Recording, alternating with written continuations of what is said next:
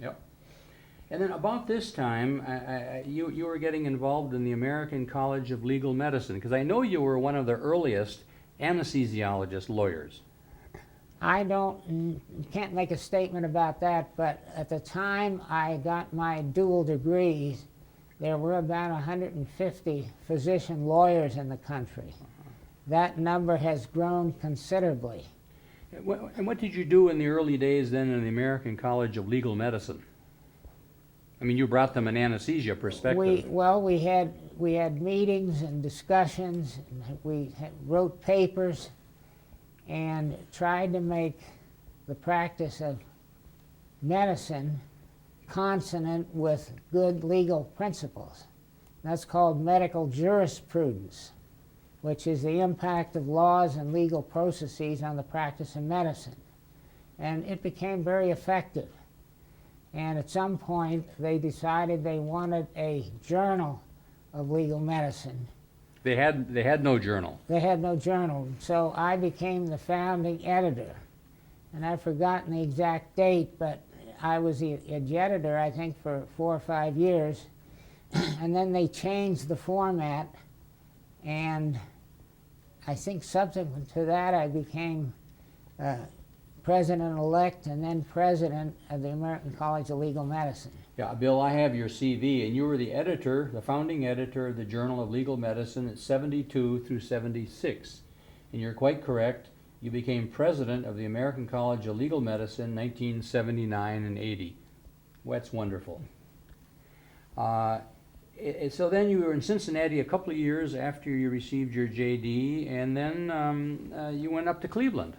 Tell us a little bit about those days. Well, I had been a friend of Carl Wasmuth through my associations with the American College of Legal Medicine. He had been active in it, and he involved me in its activity. And he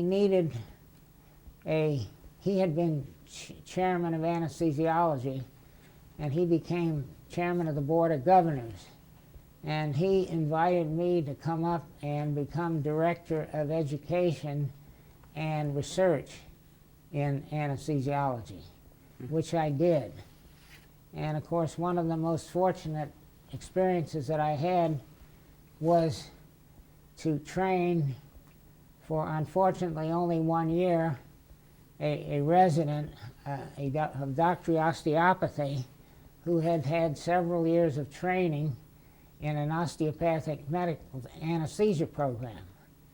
And the unfortunate thing was he wanted to become board certified by the American Board of Anesthesiology, but they required 2 years of MD anesthesia training.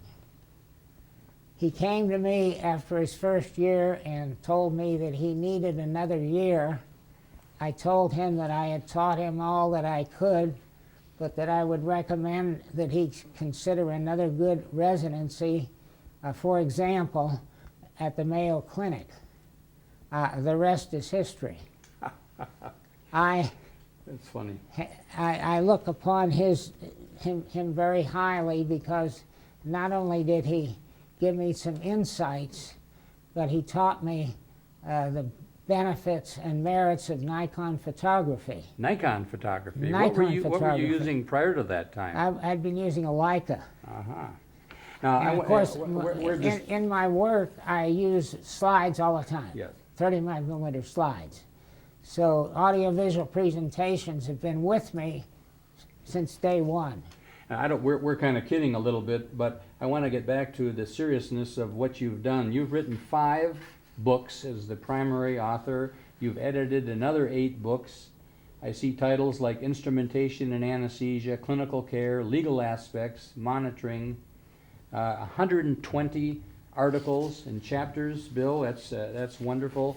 How many? You did movies, and we don't do I think I only movies did anymore. 4 or 5 movies. Yes. But then most of them should be in the library, the Wood Library. Okay. And 19 scientific exhibits. So you certainly, you enjoyed working with audiovisual and teaching. Very much, I yes. know that. You were a wonderful teacher. I know that for sure.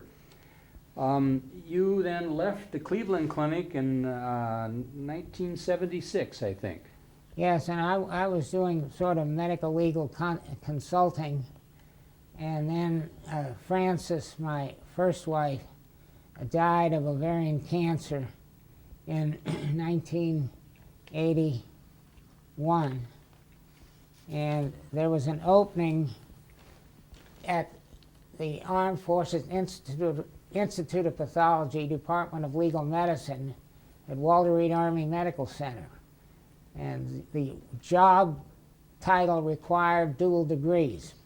So I took the job, and I was working in that for 7 years, during which I became even more patriotic and had a wonderful time interacting with healthcare personnel in the field, going out and giving risk management lectures to Army, Navy hospitals. Bill, you were a civilian with the Department of Army during those years with the Armed Forces Institute of Pathology. Yes, I was a GS-15.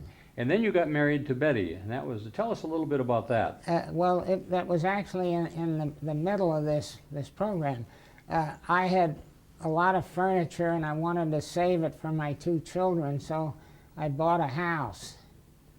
And the realtor who sold me the house had a fellow realtor, and one day she said, "I'd like you to meet this lady."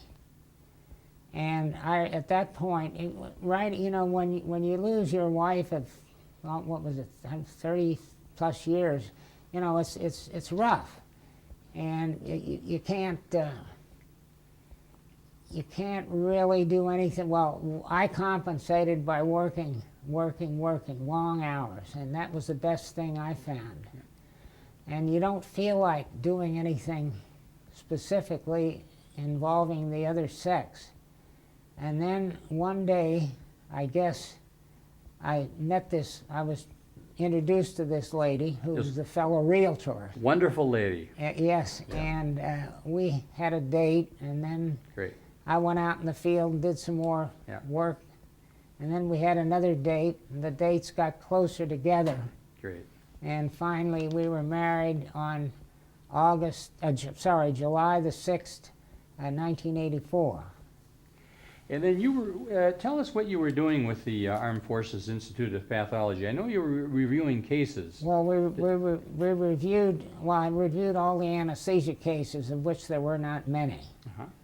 And because I have trained oral surgeons, given oral surgeons anesthesia training, I was given all the dental cases. Okay.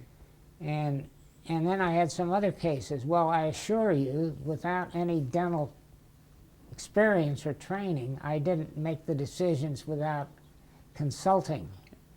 And I consulted with the specialists at Walter Reed Army Medical Center and Bethesda Naval Medical Center anytime I had a problem that did not involve anesthesia. It was a lot of fun, and I got to know a lot of competent surgeons and others.